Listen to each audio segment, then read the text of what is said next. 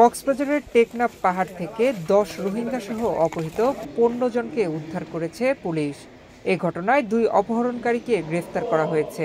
শুক্রবার দুপুরে টেকনাফের বাহারছড়া নুরুল ইসলাম মেম্বারের বসতবাড়ির পেছনের পাহাড়ের চূড়া থেকে তাদের উদ্ধার করা হয়। এখান থেকে অপহরণ মুক্ত করার জন্য আমাদের মাননীয় এসপি স্যারের দিক নির্দেশনায়, সার্কেল স্যারের সহযোগিতায় এবং আমাদের অফিসার ইনচার্জ স্যার টেকনাফ স্যারের নেতৃত্বে আমরা এই পাহাড়ে প্রতিদিন অভিযান করতেছি এবং আমরা যা কিছু বিনিময়ে হোক না কেন এই পাহাড় থেকে আমরা অপহরণকারীদের, সন্ত্রাসীদের মুক্ত করবো ইনশাল্লাহ। এবং সেই জন্য আমরা আমাদের কার্যক্রম, গোয়েন্দা কার্যক্রম, সকল ধরনের কার্যক্রম আমরা পরিচালনা করতেছি। অপহরণকারী চক্রটি ভিকটিমদের বিভিন্ন প্রলোভন দেখিয়ে 16 থেকে 17 দিন আগে ধাপে ধাপে পাহাড়ে নিয়ে যায়। পরে মুক্তিপণ আদায়ের জন্য তাদের আটকে রাখে। এদের মধ্যে 5 জন বাংলাদেশি ও 10 জন রোহিঙ্গা। গ্রেফতার 2 জন হলেন মোহাম্মদ হারুন ও নূর মোহাম্মদ। তারা কচ্ছপিয়া করাচিপাড়ার বাসিন্দা।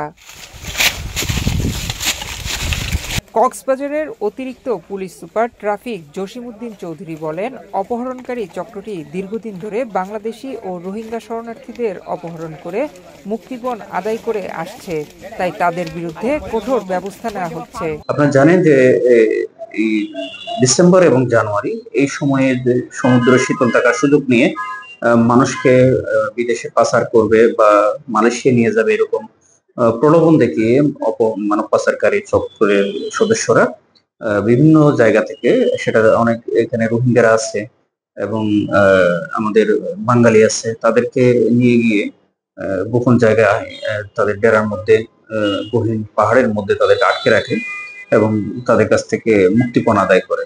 তো এই বেশ কয়েকদিন যাবত আমাদের অভিযান চলছে। এই অভিযানেরই আজকে সাফল্য এটা যে 15 জন ভিকটিম এবং 2 জন মানব পাচারকারী এবং অপহরণকারী সদস্য গ্রেপ্তার হয়েছে।